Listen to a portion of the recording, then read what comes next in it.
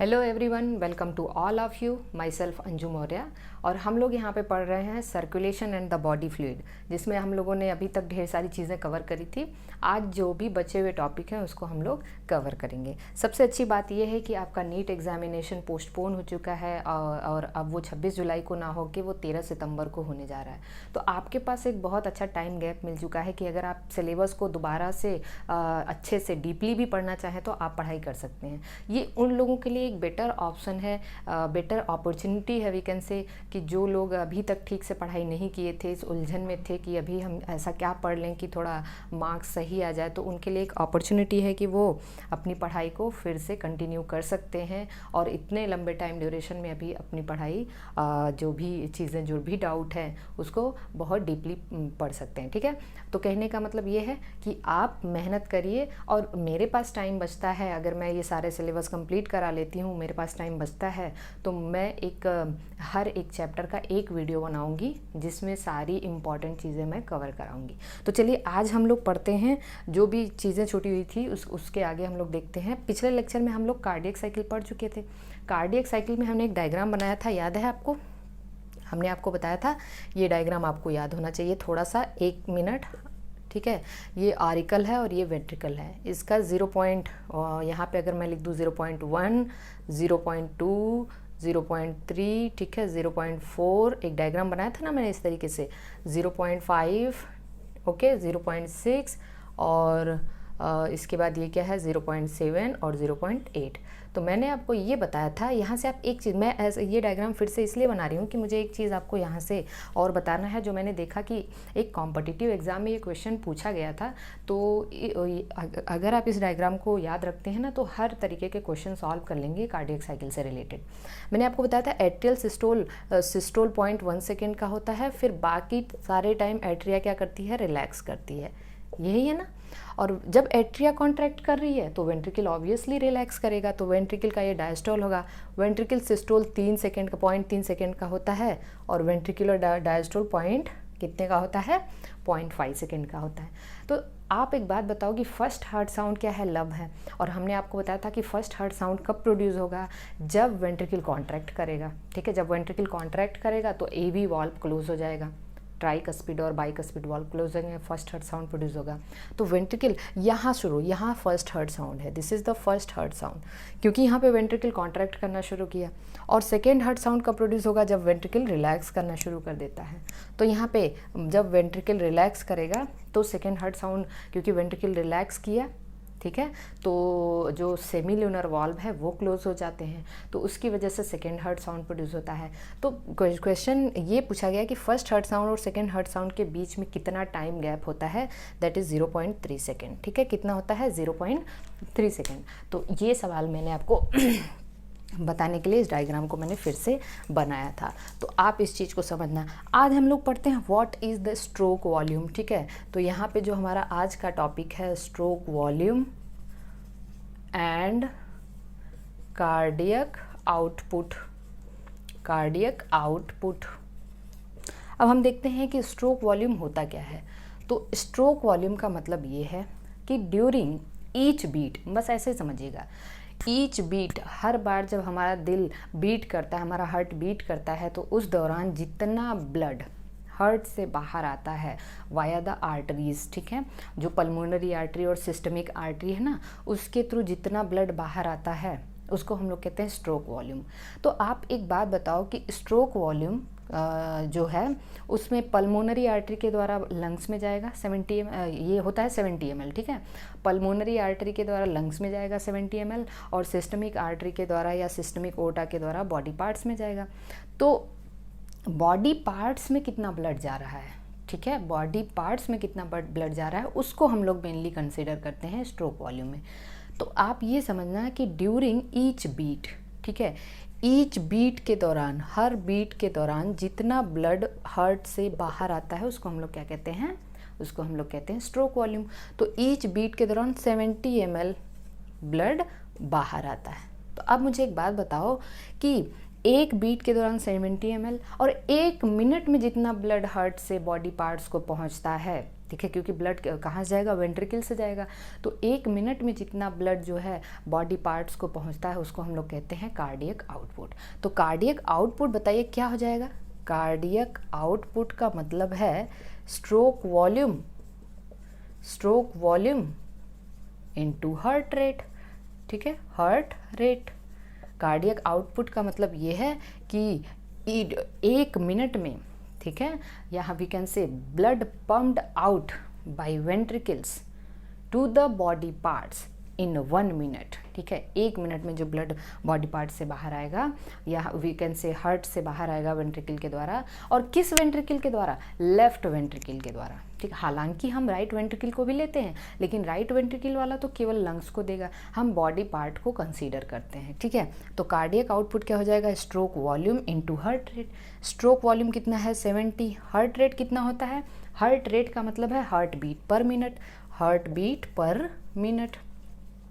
और heart beat ये हो जाएगा 70 इंटू, मान लीजिए हमने 75 या 72 लिया है पर मिनट, तो ये अप्रॉक्सीमेटली कितना आ जाएगा, अगर हम इसको 72 लेंगे 5042 के आसपास आएगा पर मिनट। तो अप्रॉक्सीमेटली ये कितना हो जाएगा, 5 लीटर्स पर मिनट। तो कार्डियक आउटपुट कितना है, 5 लीटर 1 मिनट में होता है। तो स्ट्रोक वॉल्यूम क्या है, आपको याद रखना है कि एक बीट के दौरान जितना ब्लड बाहर आता है उसको हम स्ट्रोक वॉल्यूम कहते हैं, हार्ट के द्वारा या वेंट्रिकल्स के द्वारा। और 1 मिनट में जितना वेंट्रिकल्स के द्वारा जो ब्लड बॉडी पार्ट्स को पहुंचता है उसको हम क्या कहते हैं, कार्डियक आउटपुट। अब देखिए, कार्डियक आउटपुट अल्टर हो सकता है। अल्टर हो सकता है का मतलब ये हमेशा ऐसा ज़रूरी नहीं है कि ये 5 लीटर ही हो। 1 मिनट में हार्ट 5 लीटर ब्लड पंप कर रहा है, तो ऐसा ज़रूरी नहीं कि 5 लीटर ही पंप करे। कभी कभी किसी केसेस में जब आपकी हार्ट बीट काफ़ी फास्ट होती है तो ऑब्वियसली वहाँ पे कार्डियक आउटपुट बदल जाएगा ना। जैसे काफ़ी आप बहुत डरे हुए हैं या विग्रस एक्सरसाइज के दौरान आपकी हार्ट रेट, तो कार्डियक आउटपुट को अल्टर करने वाले ग्लैंड्स कौन कौन से हो सकते हैं, एड्रिनल ग्लैंड हो सकता है, थायराइड ग्लैंड हो सकता है। ठीक है ना, क्योंकि थायराइड ग्लैंड आपके मेटाबॉलिज्म को कंट्रोल करता है, एड्रिनल ग्लैंड आपके एड्रिनलिन को सिक्रीट करता है, एंगर ग्लैंड, ठीक है, 3F हार्मोन को सिक्रीट करता है। तो वहाँ पे हार्ट रेट क्या हो जाएगा, बढ़ जाता है, जिसकी वजह से कार्डियक आउटपुट भी बढ़ जाता है। एक्सरसाइजेज के दौरान आपकी हार्ट रेट बढ़ जाती है। एथलीट्स में क्या होता है, एथलीट्स में भी जो हार्ट रेट है काफ़ी ज़्यादा होता है और उनका स्ट्रोक वॉल्यूम भी ज़्यादा होता है। इस वजह से एथलीट्स का जो कार्डियक आउटपुट होता है वो काफ़ी मैक्सिमम होता है। जैसे अगर मैं बात करूँ एक्सरसाइजेज के दौरान, तो एक्सरसाइजेज के दौरान क्या है, वहाँ पे जो स्ट्रोक वॉल्यूम है वो 100 ml हो जाता है और हार्ट रेट जो है वो 100 बीट्स पर मिनट हो जाती है, 100 बीट्स पर मिनट हो जाती है। तो यहाँ पे कार्डियक आउटपुट अप्रॉक्सीमेटली 10 लीटर्स पर मिनट हो जाएगा। कितना हो जाएगा, 10 लीटर्स। समझ में आ रहा है, मतलब दुगुना। ठीक है, और जो अगर हम एथलीट्स की बात करें तो एथलीट्स में क्या होता है, स्ट्रोक वॉल्यूम काफ़ी ज़्यादा होता है, 150 के आसपास होता है या 120 के आसपास होता है। उसी के हार्ट रेट भी 120 से 140 के आसपास होता है। तो यहाँ पे जो कार्डियक आउटपुट है वो अप्रॉक्सीमेटली 12 से 15 लीटर हो जाता है। ठीक है, तो कार्डियक आउटपुट जो है वो अल्टर कर सकता है depending upon the situation. So this is all about the cardiac output and stroke volume. Now हम लोग देखते हैं अगला जो हमारा टॉपिक है वो हम लोग देखते हैं ब्लड प्रेशर। अब देखिए, अब ये ब्लड प्रेशर अलग से तो आपके सिलेबस में दिया नहीं है, लेकिन मैं आपको बता दूं कि ब्लड प्रेशर क्या होता है। अब समझिए, बहुत सिंपल सा है कि जब मान लीजिए ये है हार्ट, ठीक है ना, मैंने ऐसे हार्ट बना दिया, ये क्या है, ये दिस इज़ द हार्ट। ठीक है, और अब आप यहाँ पे ध्यान देंगे कि होगा क्या कि जब ये क्या है, राइट वेंट्रिकल है और ये लेफ्ट वेंट्रिकल है। राइट वेंट्रिकल से जो ओर्टा जाएगी वो क्या है, पल्मोनरी ओर्टा है, तो हमने ऐसे पल्मोनरी ओर्टा, और यहाँ पे वॉल क्या है, सेमील्यूनर वॉल। लेफ्ट वेंट्रिकल से जो ओर्टा जाएगी वो क्या है, दिस इज़ द ओर्टा, ठीक है, या सिस्टमिक ओर्टा, और इसमें भी सेमील्यूनर वॉल्व है। देखिएगा वीडियो को अच्छे से देखिएगा। अगर कुछ चीज़ नहीं समझ में आती है तो बताने की कोशिश करिएगा, उसको हम फिर से बता देंगे। तो ये राइट वे। अब होता क्या है जब ventricle during ventricular contraction and relaxation. अच्छा मुझे बताइए कि ब्लड प्रेशर क्या है। ब्लड प्रेशर जब भी वेंट्रिकल कॉन्ट्रैक्ट करता है, जब वेंट्रिकल कॉन्ट्रैक्ट करेगा तो यहाँ से ब्लड कहाँ जाएगा, बॉडी पार्ट्स को जाएगा। किसके थ्रू जाएगा, आर्टरीज के थ्रू जाएगा, है ना। तो उस टाइम जब ब्लड हार्ट कॉन्ट्रैक्ट किया तो एक फोर्स के साथ आर्टरीज में ब्लड जाएगा ना, तो क्या होगा वो फोर्स जो है ना उसको हम लोग कहते हैं सिस्टर। तो वहाँ पे जो प्रेशर, ब्लड प्रेशर होगा, आर्टरीज की वॉल पे जो प्रेशर क्रिएट करेगा वो क्या है, सिस्टोलिक प्रेशर है। तो वेंट्रिकल के कॉन्ट्रैक्शन के दौरान ये प्रेशर ज़्यादा होगा, और जब वेंट्रिकल रिलैक्स हो जाता है तो आर्टरीज में ब्लड फ्लो कम हो जाता है, तो वहाँ पे प्रेशर गिर जाता है ब्लड का, उसको हम डायस्टोलिक प्रेशर, क्योंकि रिलैक्सेशन टर्म डायस्टोल से रिलेटेड है ना, और जो सिस्टोल है वो किससे रिलेटेड है, कॉन्ट्रैक्शन से। तो जो ब्लड प्रेशर है, ब्लड प्रेशर में दो, इसको हम किस में मेज़र करते हैं, मिलीमीटर ऑफ मरकरी, ठीक है ना, mmHg में, ठीक है। होता क्या है, ये दो प्रेशर है, एक होता है सिस्टोलिक प्रेशर, ठीक है, सिस्टोलिक प्रेशर, और एक होता है diastolic pressure. Diastolic pressure, systolic pressure और डायस्टोलिक प्रेशर। अब मुझे एक बात बताइए कि जो सिस्टोलिक प्रेशर है वो कब होगा, during the ventricular contraction. It is actually the blood pressure is actually the pressure in arteries, ठीक है। आर्टरीज का प्रेशर हम लोग यहाँ पे मेज़र करते हैं, क्योंकि ब्लड कहाँ से जा रहा है बॉडी पार्ट्स को, आर्टरी के थ्रू जा रहा है ना। तो जब ब्लड प्रेशर मतलब क्या है कि जब वेंट्रिकल कॉन्ट्रैक्ट किया तो इसको हम क्या कहते हैं, वहाँ पे आर्टरीज में प्रेशर ज़्यादा हो जाएगा। तो कॉन्ट्रैक्शन के समय जो ब्लड प्रेशर है उसको हम कहेंगे systolic pressure, due to the contraction of ventricles, ठीक है, ventricles, and due to the relaxation of ventricle. और जब ये वेंट्रिकल रिलैक्स हो रही है तो वहाँ पे प्रेशर कम हो जाएगा, क्योंकि आर्टरीज में ब्लड का फ्लो कम हो जाएगा, तो due to the relaxation of ventricle. Okay, अब ये यहाँ पे जो प्रेशर होता है वो 120 mmHg होता है, ठीक है, और यहाँ पे जो प्रेशर होता है वो 80 mmHg होता है, ये नॉर्मल है। तो सिस्टोलिक प्रेशर और डायस्टोलिक प्रेशर जो है वो 120-80 mmHg होता है। यहाँ तक बात समझ में आ चुकी है, सिस्टोलिक प्रेशर और डायस्टोलिक प्रेशर, ठीक है। तो यही है ब्लड प्रेशर। ब्लड प्रेशर को किससे मेज़र करते हैं बताइए मुझे, that is measured by sphygmo manometer. सबसे पहले इसको स्टीफन हेल ने मेज़र किया था, स्टीफन हेल्स वही जो प्लांट फिजियोलॉजी के फादर हैं, क्योंकि उन्होंने ही रूट प्रेशर भी मेज़र किया था, जिसको मैनोमीटर से मेज़र किया जाता है। Manometer, root pressure, blood pressure, ठीक है। तो स्फिग्मो मैनोमीटर और मैनोमीटर। तो this is all about the blood pressure. तो ब्लड प्रेशर और कब हाइपरटेंशन होगा, कब हाइपोटेंशन होगा, इसको हम एबनॉर्मेलिटी में समझेंगे। Now come to the next topic, that is the ECG. ECG को इलेक्ट्रोकार्डियोग्राफ,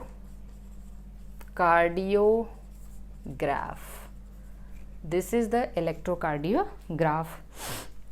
अब हम लोग समझते हैं what is the ECG. ECG का मतलब क्या है। ईसीजी का आपको पता है कि किसी भी हार्ट डिसऑर्डर में हम लोग डॉक्टर के पास जाते हैं और वहाँ पे क्या करते हैं डॉक्टर, अगर ईसीजी उनको लेना है तो 3 इलेक्ट्रिकल नोड्स, ठीक है, 3 इलेक्ट्रिकल नोड्स को आपकी बॉडी में लगा दिया जाता है, ठीक है। कैसे ईसीजी मेज़र किया जाता है, जिसमें 2 इलेक्ट्रिकल नोड, एक इस कलाई में, एक इस कलाई में, और एक आपके लेफ्ट एंकल में रखा जाता है, लगाया जाता है, ठीक है।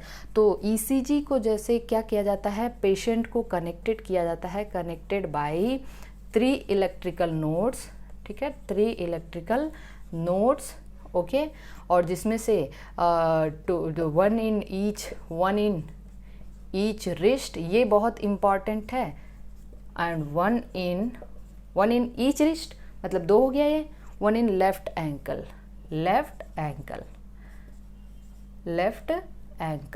तो ये एक ट्राइंगल जैसा शेप बन जाता है, तो इसको हम लोग कहते हैं ईसीजी का कैसे मेजर। तो 3 इलेक्ट्रिकल लीड्स होते हैं, ये एक्चुअली क्या होते हैं, लीड्स होते हैं, ठीक है। अब देखिए ये करते क्या हैं, ये आपकी आर्टरीज में जो भी चेंजेस आते हैं, ये एक्चुअली होता क्या है, मेरी बात पहले इसको समझिएगा। ईसीजी का मतलब क्या है, ईसीजी का मतलब ये है कि जो आपके हार्ट में जो इलेक्ट्रिकल चेंजेस आते हैं ड्यूरिंग ईच कार्डियक साइकिल, उसी का ये ग्राफिकल रिप्रेजेंटेशन है। During each cardiac cycle all the changes which are happening in we can say in one cardiac cycle, ठीक है, that is represented by a graph that is called as ECG। but ECG का मतलब ये नहीं, ECG graph का मतलब है graph is the machine. ECG में जो इलेक्ट्रोकार्डियोग्राफ है, कंफ्यूजन नहीं होना चाहिए, graph is actually ECG machine. जो ECG मशीन है उसको हम इलेक्ट्रोकार्डियोग्राफ कहते हैं, ठीक है।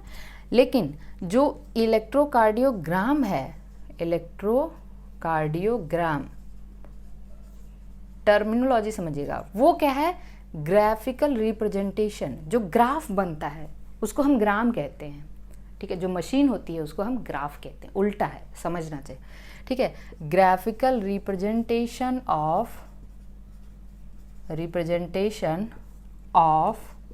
इलेक्ट्रिकल चेंजेस, क्योंकि वहाँ पे एक्शन पोटेंशियल जनरेट होता है ना। हमने आपको बताया था ऐसे नोड में एक्शन पोटेंशियल जनरेट हुआ, उसने इम्पल्स को भेजा दोनों ऑरिकल को, तो दोनों एट्रिया कॉन्ट्रैक्ट हुई। उसने इम्पल्स को भेजा एवी नोड को, तो एवी नोड से फिर वो वेंट्रिकल में एवी बंडल के थ्रू गया, तो वेंट्रिकल कॉन्ट्रैक्ट हुई, ठीक है। एवी बंडल ने पुरकिंजे फाइबर को पूरा दिया, तो पूरी की पूरी वेंट्रिकल क्या हो गई, कॉन्ट्रैक्ट हो गई। इसी दौरान क्या होते हैं, एट्रिया कॉन्ट्रैक्ट करती है, एट्रिया रिलैक्स करती है, वेंट्रिकल कॉन्ट्रैक्ट, वेंट्रिकुलर रिलैक्सेशन और जॉइंट डायस्टोल के बारे में मैंने आपको बताया है। तो होता क्या है, it is a graphical representation of electrical changes during each cardiac cycle. मतलब एक कार्डियक साइकिल के दौरान जो आपके हार्ट में चारों चैम्बर में जो इलेक्ट्रिकल चेंजेस आते हैं, उसके ग्राफिकल रिप्रेजेंटेशन को हम इलेक्ट्रोकार्डियोग्राम कहते हैं, और जो ECG मशीन है उसको हम इलेक्ट्रोकार्डियोग्राफ कहते हैं, ठीक है। और इसमें क्या होता है, patient is connected with the 3 leads या 3 नोड्स वी कैन से। उनके दोनों कलाई में एक एक नोड लगा दिया जाता है, कुछ चेस्ट नोड भी होते हैं, और इसको जो इसमें जो साउंड आते हैं उसको स्टेथोस्कोप से मेज़र किया जाता है, ठीक है। शायद इंथोवेन इसके फादर है, ECG के फादर कौन है, इंथोवेन कह के एक साइंटिस्ट थे जिनको हम ECG का फादर कहते हैं, फादर ऑफ ECG, ठीक है। ये सब थोड़ा थोड़ा जानते रहिए। अब होता क्या है कि इसमें जो लीड लगाया जाता है वो दोनों कलाई में एक एक होता है और एक लेफ्ट एंकल में होता है, ओके। अब देखिए ECG में आपको क्या करना है कि जो ग्राफ बनता है वो कुछ इस तरीके से होता है। ग्राफ को आपको ये समझना है कि ये हमारा है, दिस इज़, और या मैं इसको मिटा दे रही हूँ। ग्राफ हमारा बनता है like this one,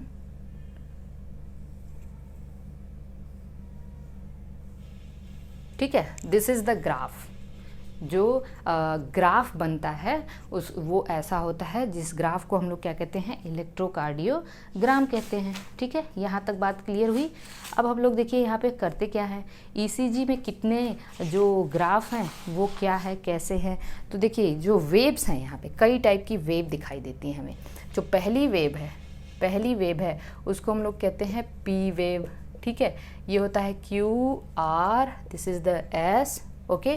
this is the QRS wave जो ट्राइंगुलर होता है, and this is the T wave, ये क्या है, T वेव है, ओके। फिर अगेन यहाँ से नई साइकिल स्टार्ट हो जाती है, तो इस तरीके से जो नई साइकिल स्टार्ट होती है वो इस तरीके से फिर स्टार्ट हो जाती है। तो हमारा हमने एक यहाँ पे लेके चलना है। अब देखिए ये पूरा ये जो ग्राफ है ना, ये आपको ये समझना है। इसमें इस ग्राफ में हमें ये देखना है कि यहाँ पे हमें कितने टाइप के जो वेव्स दिखाई देती है, हमें कितने टाइप की वेव्स दिखा रही है, P वेव, QRS वेव और T wave. Actually P wave क्या इंडिकेट करता है, पी वेव इंडिकेट करता है this is the atrial contraction. क्या इंडिकेट कर रहा है? Atrial contraction. पहले देखिए क्या है, यहाँ से शुरू किया हमने, तो इस स्टेज में हमारा हार्ट पहले क्या था? पोलराइज, मतलब रेस्टिंग स्टेज में था, जब हार्ट कॉन्ट्रैक्ट नहीं कर रहा है। ठीक है, जब हार्ट कॉन्ट्रैक्ट नहीं कर रहा है तो सारी की सारी जो वेव्स हैं वो फ्लैट होंगी। अभी एकदम ध्यान से देखिए क्या क्या हो रहा है, कैसे हो रहा है, इसको आपको समझना है।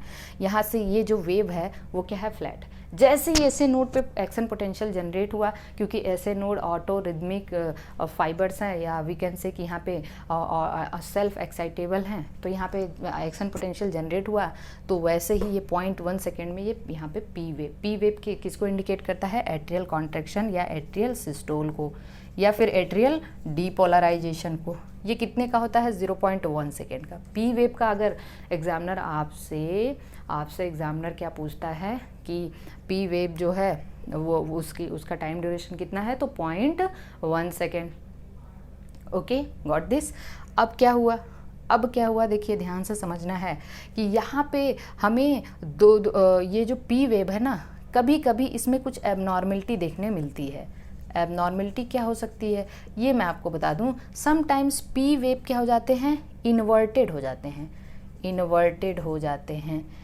जब आप ग्राफ देखेंगे, इन्वर्टेड पी है, इन्वर्टेड पी, तो इसका मतलब ये है यहाँ पे डिफेक्ट इन ऐसे नोड में कुछ क्या हो जाता है? डिफेक्ट हो जाता है। ऐसे नोड में अगर कोई प्रॉब्लम होगी तो पी वेव उल्टा आने लग जाएगा, इस तरीके से ऐसे हो जाएगा, इन्वर्टेड हो जाएगा पी वेव। ओके, कभी कभी क्या होता है? पी वेव फ्लैट हो जाता है, इसका मतलब एट्रिया एनलार्ज हो गई है। एट्रिया एनलार्जमेंट मैं बस बता दे रही हूँ, हालांकि ये चीज़ आपके बुक में है नहीं। तो इस तरीके से जब हम देखते हैं कि यहाँ पे हमें पूरे के पूरे ग्राफ में, ठीक है, इस ग्राफ में हमें दो तरीके की वेव दिखाई देती हैं। कुछ प्लस वेव्स होती हैं, ठीक है, प्लस वेव्स, और कुछ नेगेटिव वेव्स होती है। नेगेटिव वेव्स, जो प्लस वेव है वो कौन है? पी है, क्यू है, आर है। पी, क्यू, आर और टी। जो ऊपर वेव्स होती हैं उनको हम प्लस वेव कहते हैं। P, Q, R and T. Okay, लेकिन जो एस है ये क्या है? माइनस वेव, जो नीचे है।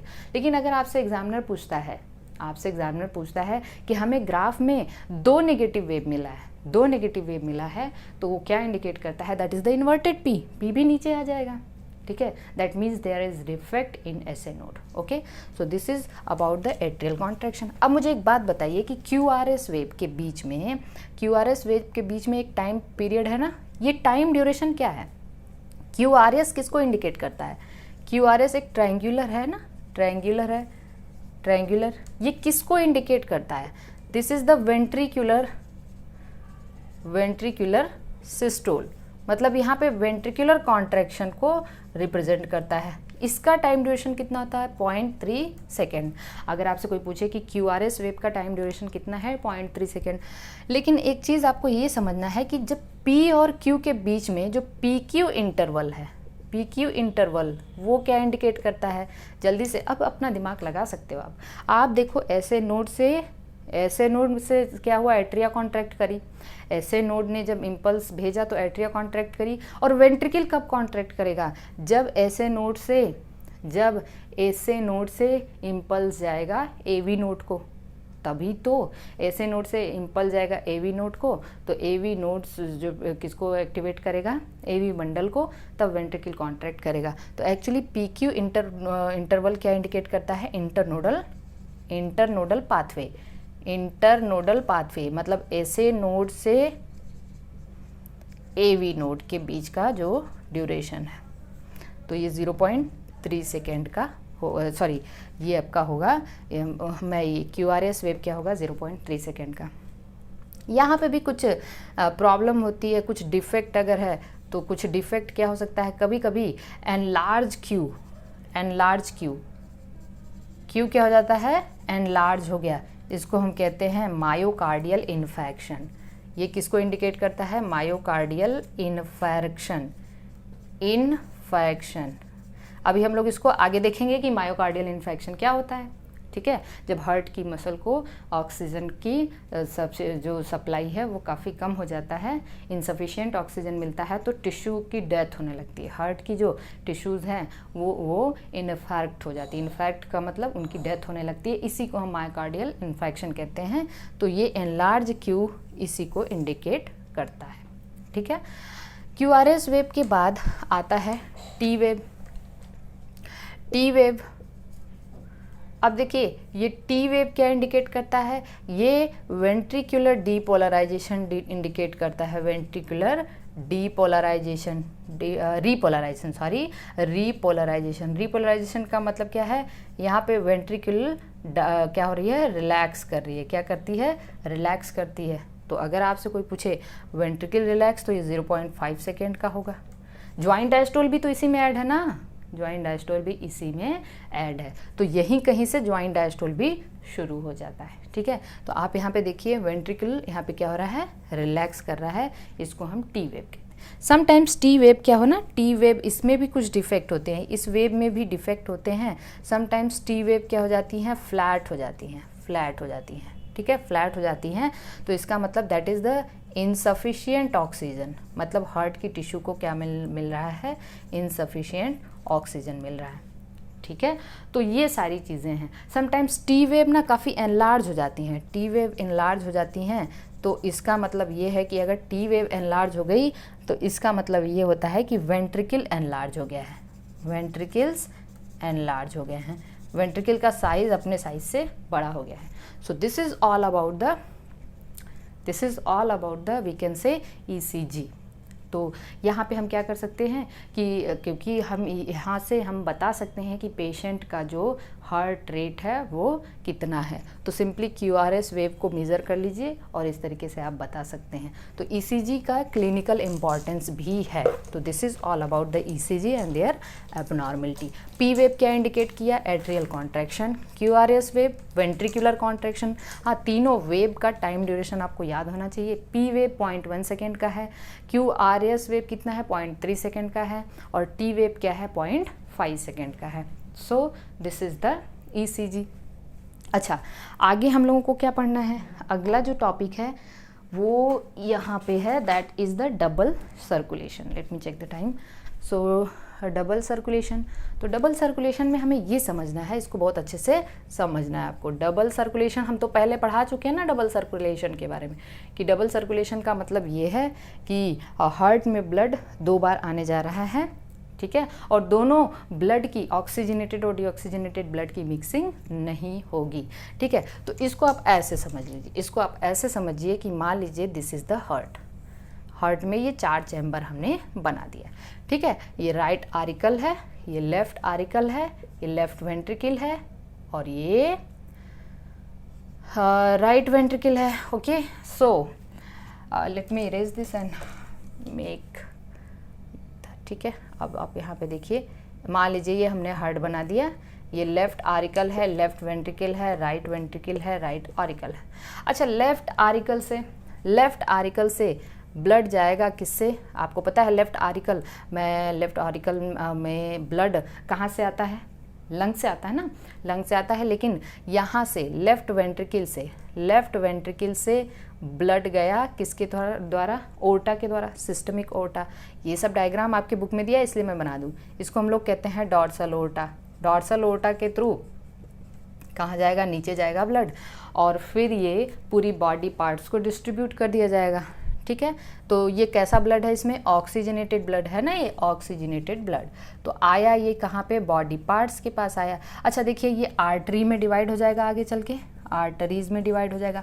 आर्टरीज ना किस में डिवाइड हो जाती हैं, आर्टरियोल्स में। आर्टरीज किस में डिवाइड हो जाती हैं, आर्टरियोल्स में, ठीक है। आर्टरीज डिवाइड हो जाती हैं आर्टरियोल्स में, ठीक है, ढेर सारी आर्टरियोल्स में डिवाइड हो जाती हैं। फिर ये आर्टरियोल्स ब्रेक हो जाती हैं कैपिलरीज में। आर्टरियोल्स किस में ब्रेक हो गई, कैपिलरीज में। तो कैपिलरीज आपको पता है कि सबसे थिन होती हैं, क्योंकि इसमें केवल एक ही लेयर होती है, वो हम लोग अभी देखेंगे। कैपिलरी कहाँ ब्रेक होती है, जब हमारे टिश्यूज़ को ब्लड सप्लाई करना होता है। तो मान लीजिए ये हमारा टिश्यू है, this is what the tissues are the group of cells. ये हमारा टिश्यू है, यहाँ पे हमें ब्लड देना है, अब क्या हुआ, अब बताइए ऑक्सीजनेटेड ब्लड आ रहा है, ऑक्सीजनेटेड ब्लड है, तो यहाँ पे ऑक्सीजन ज़्यादा है, ऑक्सीजन ज़्यादा है और कार्बन डाइऑक्साइड कम है ना। हमने आपको कहा था कि ऑक्सीजनेटेड ब्लड का मतलब ये नहीं है कि बस ऑक्सीजन है उसमें ऑक्सीजन के साथ साथ कार्बन डाइऑक्साइड है, हालांकि ऑक्सीजन ज़्यादा है, कार्बन डाइऑक्साइड कम है।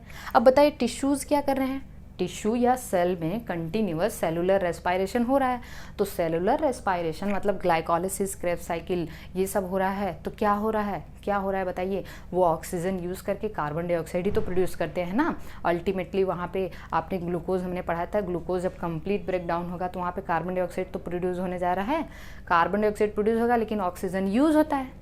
तो टिश्यूज़ के पास कार्बन डाइऑक्साइड कंसंट्रेशन ज़्यादा है, ऑक्सीजन कम है, तो यहाँ पे कार्बन डाइऑक्साइड ज़्यादा है और ऑक्सीजन कम है। अब मुझे एक बात बताइए, ये कैपिलरी है, ये क्या है, कैपिलरी है। कैपिलरीज से क्या होगा, ये कैपिलरी, अब देखिए डिफ्यूज़न होगा, यहाँ पे सिंपल डिफ्यूज़न होगा। सिंपल डिफ्यूज़न का मतलब कोई भी अगर सब्सटेंस अपने हायर कॉन्सेंट्रेशन से लोअर कॉन्सेंट्रेशन की तरफ मूव करती हैं तो उनको हम कहते हैं सिंपल डिफ्यूज़न। अब इसने क्या किया, कार्बन डाइऑक्साइड इधर चला जाएगा, ऑक्सीजन यहाँ चला जाएगा। तो कैपिलरी ने टिश्यू के पास क्या, ये कौन सी कैपिलरी है, ये कौन सी capillary, this is the systemic capillary. ये क्या है, सिस्टमिक कैपिलरी, सिस्टमिक कैपिलरी। तो सिस्टमिक कैपिलरी ने क्या किया, ऑक्सीजन लूज किया, कार्बन डाइऑक्साइड गेन किया, है ना, क्योंकि ऑक्सीजन यहाँ ज़्यादा है, यहाँ कम है, तो ऑक्सीजन इधर आ जाएगा, ऑक्सीजन इधर आ जाएगा और कार्बन डाइऑक्साइड इधर चला जाएगा। तो सिस्टमिक कैपिलरी ने क्या किया, ऑक्सीजन लूज किया और कार्बन डाइऑक्साइड गेन किया। अब इस कैपिलरी, ये कैपिलरीज रिज्वाइन करके बनाती हैं वेन्यूल्स। क्या बनाती हैं, वेन्यूल्स, ठीक है, छोटी छोटी वेन, छोटे वेन को हम लोग वेन्यूल्स कहते हैं। अब ये वेन्यूल्स रिज्वाइन करके बनाते हैं वेन, तो these are the venules actually. तो कैपिलरीज किसके बीच में, कैपिलरीज किसके बीच में प्रेजेंट है, देखिए आर्टरियोल्स और वेन्यूल्स के बीच में, आर्टरियोल्स और वेन्यूल्स के बीच में। अब ये जो वेन्यूल्स हैं, बताइए मुझे, इनके पास अब कैसा ब्लड है, अब इनके पास डीऑक्सीजनेटेड ब्लड है, क्योंकि ये टिश्यू को ब्लड दे, टिश्यू से ब्लड लेके आ रही हैं, बॉडी पार्ट से ब्लड लेके आ रही हैं। सो this is the body part, ठीक है, बॉडी पार्ट्स में इसीलिए कैपिलरीज को ना हम लोग एक्सचेंज ब्लड वेसल भी कहते हैं, क्योंकि यहीं से वो जो मटेरियल का एक्सचेंज होता है। अब क्या हुआ, ये डीऑक्सीजनेटेड ब्लड कहाँ आ गया, राइट आरिकल में आ गया। यहाँ तक बात समझ में आ चुकी है। So this is actually the systemic circulation. Systemic circulation, systemic circulation में कौन कौन इन्वॉल्व हुआ, left auricle, sorry left ventricle से ब्लड आया, बॉडी पार्ट्स को आया और फिर यहाँ पे आ गया ये पूरा राइट आरिकल में। आर यू गेटिंग दिस, ठीक है। अब क्या होता है, अब चलिए होता क्या है कि ये तो हो गया। अब यहाँ पे क्या हुआ, ये है हमारा लंग्स, मान लीजिए यहाँ पे लंग्स है, तो लंग्स में दिस इज़ द लंग्स, मैं यहाँ बना दे रही हूँ। अब लंग्स में ब्लड किससे जाता है, राइट वेंट्रिकल से, किससे गया, राइट वेंट्रिकल से। तो देखिए this is the right ventricle, कैसा ब्लड जा रहा है बताइए मुझे, ये डीऑक्सीजनेटेड ब्लड है, किसके थ्रू जा रहा है, आर्टरीज, कौन सी आर्टरी, पल्मोनरी आर्टरी। ये कौन सी आर्टरी है, this is the pulmonary artery, ठीक है। ये क्या है, पल्मोनरी आर्टरी, हमने आपको बताया था pulmonary aorta, pulmonary aorta divide हो जाएंगे दो पल्मोनरी आर्टरी में, एक एक हर लंग को जाएगा। अब ये पल्मोनरी आर्टरी फिर आर्टरियोल्स में ब्रेक हो जाएंगे ना, ढेर सारे आर्टरियोल्स में ब्रेक हो जाएंगे, तो ये आर्टरियोल हो गया, ठीक है। और फिर ये आर्टरियोल्स क्या बनाएंगे, कैपिलरीज, ठीक है। फिर यहाँ पे ये कैपिलरी, कौन सी कैपिलरी होगी, ये pulmonary capillary. Pulmonary capillary rejoin करके क्या बनाएगा, अब बताइए मुझे, ये है मान लीजिए लंग्स, ठीक है, ये लंग्स। अब आप बताइए मुझे कि ये पल्मोनरी कैपिलरी, फिर पल्मोनरी वेन कहाँ जाएगा, लेफ्ट आरिकल में, लेफ्ट आरिकल में। अब आप ध्यान देना है आपको ये समझना है, ये क्या है, ये आप यहाँ से समझिए, जब कैपिलरीज ने रिज्वाइन करके वेन्यूल्स बनाया, वेन्स में कौन सी वेना, जो वेना कावी वेन्स हैं, अपर बॉडी पार्ट से सुपीरियर वेना कावी और लोअर बॉडी पार्ट से इन्फीरियर वेना कावी, ठीक है। तो ये क्या है, वेना कावी, जिसको ग्रेट वेन कहते हैं, क्या कहते हैं, great veins, this is the great veins, ये है ये, ठीक है। पल्मोनरी आर्टरी में कैसा ब्लड जा रहा है, ऑक्सीजनेटेड कि डीऑक्सीजनेटेड, डीऑक्सीजनेटेड, क्योंकि ये राइट वेंट्रिकल से जा रहा है। अब बताइए इसमें, इस आर्टरी में, पल्मोनरी आर्टरी में कार्बन डाइऑक्साइड ज़्यादा है और ऑक्सीजन कम है। कार्बन डाइऑक्साइड ज़्यादा है और ऑक्सीजन कम है, मतलब इस कैपिलरी के पास पल्मोनरी कैपिलरी